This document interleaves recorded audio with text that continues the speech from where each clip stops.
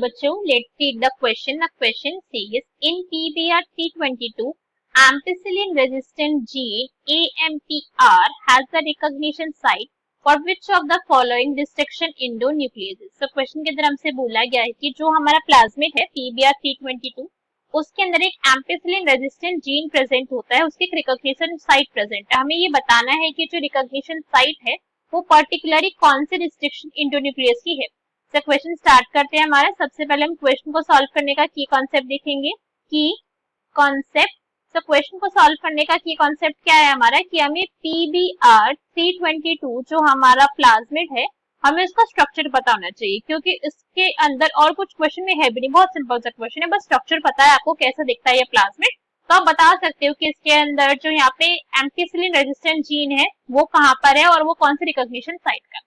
सब इसका डायग्राम देखते हैं. तो अगर हम यहाँ पे डायग्राम देख सकते हैं हमारे PBr 322 का, तो इसके अंदर हमारे पास ये प्रेजेंट है एम्पिसिलिन रेजिस्टेंट जीन, है ना, यही वाला जीन हमको यहाँ पे प्रेजेंट है.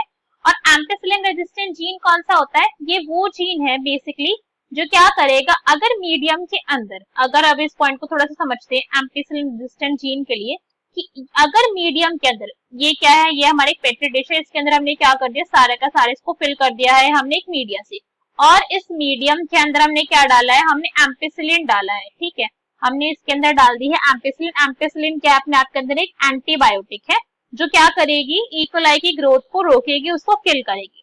बट हमने क्या बोला है कि अब हमारा जो इकोलाई है उसके अंदर रेजिस्टेंट का जीन प्रेजेंस है एम्पिसिलिन के. सो कुछ ऐसे इकोलाई होंगे जो इस एम्पिसिलिन वाले मीडिया में भी ग्रो कर जाएंगे. ओके, कुछ ऐसे होंगे जो इसमें भी ग्रो कर जाएंगे.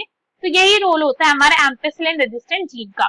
अब इसी जीन की यहाँ पे क्या प्रेजेंट है, रिकॉग्निशन साइट प्रेजेंट है. ओके, रिकॉग्निशन साइट प्रेजेंट है. रिकॉग्निशन साइट मतलब कि एक वो जगह की वहीं पर उसकी लोकेशन है, मतलब उसे आप देख के बता सकते हो कि हाँ भाई यहाँ पे जीन प्रेजेंट है. ऐसे रिकॉग्निशन साइट प्रेजेंट है किसकी, एक एंडोन्यूक्लियस की. ओके, एक एंडोन्यूक्लियस की एक ऐसी रिस्ट्रिक्शन साइट प्रेजेंट है और हमें उसके बारे में बताना है. सब हमारे अगर ऑप्शन देखें तो हमारे कौन कौन से हमें गिवन है और हमारा डायग्राम देखते हैं. तो देखिए यहाँ पे कौन कौन सी साइट प्रेजेंट होती है. यहाँ पे प्रेजेंट होती है इकोआर फर्स्ट की. ठीक है, हमारे ये क्या है, इकोआर फर्स्ट की प्रेजेंट होती है. हमारे पास PBU फर्स्ट की प्रेजेंट होती है.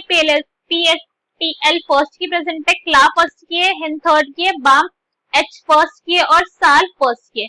ये सारी की सारी क्या हमारे पास साइट प्रेजेंट है. अब अगर इन सारी की सारी साइट्स में हम देखें तो इनमें से हमारा रिस्ट्रिक्शन एंडोन्यूक्लियस कौन सा है, बिकॉज ये तो सारे के सारे मिक्स्ड है हमारे, इसके अंदर सारे एंडोन्यूक्लियस नहीं है. ठीक है, तो इनमें से हमारा रिस्ट्रिक्शन एंडोन्यूक्लियस वो भी AMPR के लिए कौन सा है. AMPR कौन सा वाली साइट है, ये वाला जो इतना रीजन है हमारा, सिर्फ ये वाला हमारा किसके लिए है, AMP के लिए. अब AMP के लिए हमारी दो प्रेजेंट है, एक PBU फर्स्ट और एक PSTL फर्स्ट है. ठीक है, ये हमारे 2 प्रेजेंट है.